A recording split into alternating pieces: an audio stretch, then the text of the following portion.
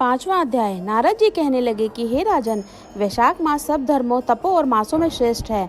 यह मैं तुमसे कहता हूँ। जब युग समाप्त हो जाते हैं तथा प्रलय काल में भगवान अनेक से एक होकर सब जीवों को अपने उदर में समेटकर समुद्र में शयन करते हैं। इस प्रकार कल्प के बीतने पर वेद भगवान को जगाते हैं और भगवान अपने उदर में स्थित जीवों की रक्षा करते हैं तथा उन्हें अपने अपने कर्मों का फल देने के लिए सृष्टि की रचना का विचार करते हैं। उनकी नाभि में त्रिलोकी का आधार रूप स्वर्ण में कमल उत्पन्न होता है। उस कमल से विराट रूप ब्रह्मा उत्पन्न हुए, फिर सत्य, रज और तम उत्पन्न हुए और गुण, प्रकृति, मर्यादा और भुवनों के स्वामी रचे। फिर वर्णाश्रम के विभाग पर धन की कल्पना करते हुए वेद, मंत्र, स्मृति, पुराण, इतिहास रचकर इसके प्रवर्तक ऋषि उत्पन्न किए गए। अलग 2 वर्णों के धर्म निर्माण किए गए। प्रजा अपने धर्म में यथोचित लगी हुई है या नहीं है, यह देखने के लिए भी साक्षात अंतर्यामी भगवान डर दिखाने और परीक्षा के निमित्त अवतार धारण कर स्वयं संसार में आए।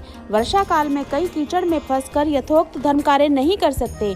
शीत में वातादि से दुखी होकर ठीक धर्म पर नहीं चल सकते। शरद ऋतु में ठंड के मारे प्रातःकाल नहीं उठते।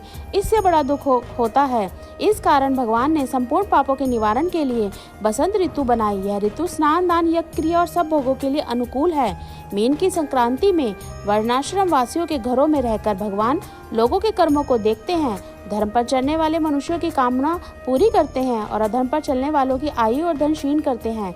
जो वैशाख मास में अच्छी तरह से भगवान का पूजन करते हैं, अर्थात उन्हीं के स्वरूप साधु महात्माओं की सेवा करते हैं, तथा जो अन्य महीनों में नहीं करते किंतु वैशाख मास में ही करते हैं, उनकी पूजा आदि को देखकर भगवान उनको क्षमा कर देते हैं।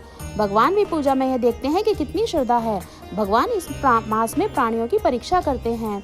इति श्री वैशाख महात्म्य 5वां अध्याय संपूर्ण। बोलिए ओम नमो भगवते वासुदेवाय नमः।